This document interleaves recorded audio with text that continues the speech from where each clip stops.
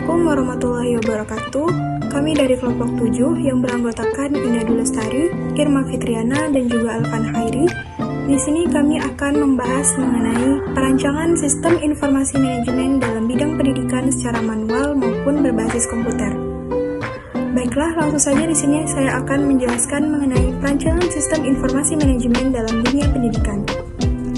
Perancangan dapat didefinisikan sebagai sebuah kegiatan menerjemahkan hasil analisa ke dalam bentuk paket perangkat lunak yang kemudian menciptakan sistem tersebut atau memperbaiki sistem yang sudah ada. Sistem sendiri merupakan seperangkat unsur-unsur yang terdiri dari manusia, mesin, atau alat dan prosedur, serta konsepsi yang dihimpun menjadi satu untuk maksud dan tujuan tertentu. Informasi merupakan data yang sudah diolah dan diklasifikasikan serta diinterpretasikan yang nantinya akan digunakan untuk proses pengambilan keputusan. Nah, jadi dapat kita simpulkan bahwa perancangan sistem informasi manajemen merupakan suatu kegiatan untuk menciptakan suatu konsep kerja antara manusia dan mesin yang dihimpun menjadi satu untuk maksud dan tujuan tertentu guna menghasilkan informasi yang akurat untuk proses pengambilan keputusan di dalam sebuah organisasi. Selanjutnya yaitu tujuan, sasaran, serta tahapan perancangan sistem informasi manajemen pendidikan. Pada dasarnya, tujuan dari perancangan sistem informasi manajemen pendidikan dapat diklasifikasikan menjadi dua. Yang pertama yaitu untuk dapat memberikan kebutuhan pemakai sistem. Yang kedua yaitu untuk dapat memberikan gambaran yang jelas dan bangun rancang yang jelas kepada seorang programmer. Berikutnya yaitu sasaran dari perancangan sistem informasi manajemen. Yang pertama, desain sistem harus berguna, mudah diterapkan, serta mudah dipahami oleh para pengguna. Yang kedua, desain sistem harus mendukung tujuan utama perusahaan.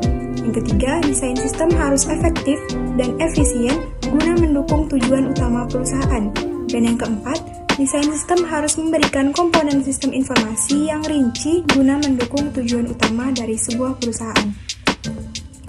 Selanjutnya yaitu tahapan dari perancangan sistem informasi manajemen. Yang pertama yaitu perancangan output, yang mana apabila kita merancang sebuah sistem, maka kita harus dapat memastikan bahwa sistem yang kita buat itu dapat memberikan kemudahan bagi para pengguna. Yang kedua, perancangan input, yang mana apabila kita membuat suatu sistem, maka kita harus memastikan bahwa sistem yang kita buat itu dapat dimengerti sehingga dapat digunakan oleh para pengguna dengan mudah. Baiklah, di sini saya akan melanjutkan presentasi dari kawan saya tadi yang C, yaitu Sistem Informasi Manajemen Berbasis Komputer. Sistem informasi berbasis komputer merupakan sistem pengelolaan suatu data menjadi sebuah informasi yang berkualitas dan dapat dipergunakan sebagai alat bantu yang mendukung pengambilan keputusan, koordinasi dan kendali, serta visualisasi dan analisis.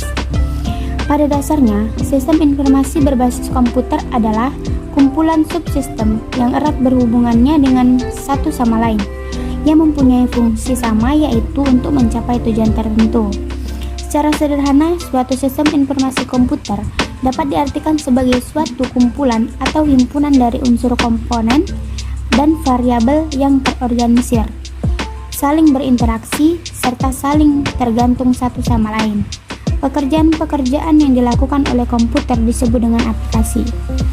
Sistem informasi berbasis komputer mengandung arti bahwa komputer memainkan peran penting dalam sebuah sistem informasi.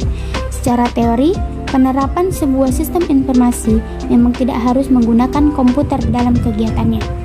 Tetapi pada prakteknya tidak mungkin sistem informasi yang sangat kompleks ini dapat berjalan dengan baik tanpa adanya komputer.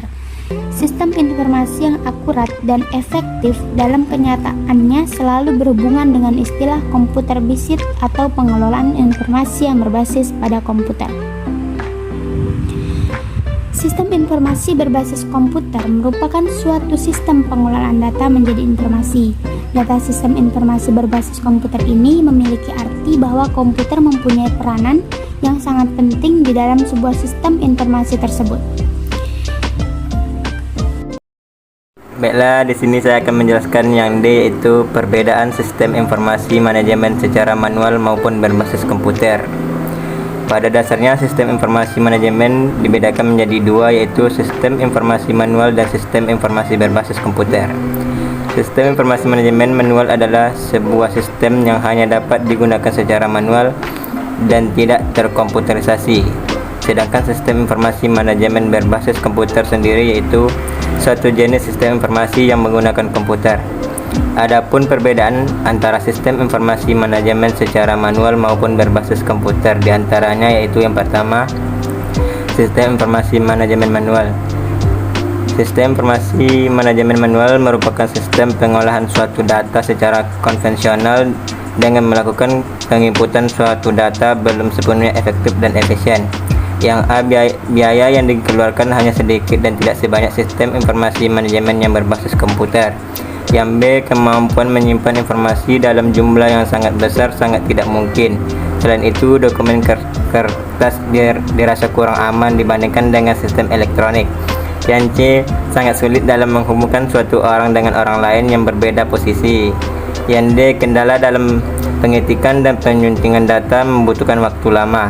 Yang E, memerlukan ruangan penyimpanan khusus yang lebih besar agar tidak terjadinya hal-hal yang tidak diinginkan seperti data hilang karena terselip oleh tumpukan data lainnya.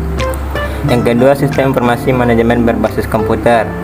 Sistem informasi manajemen berbasis komputer merupakan sistem pengolahan suatu data menjadi informasi yang berkualitas dan dapat dipergunakan sebagai alat bantu yang mendukung pengambilan keputusan.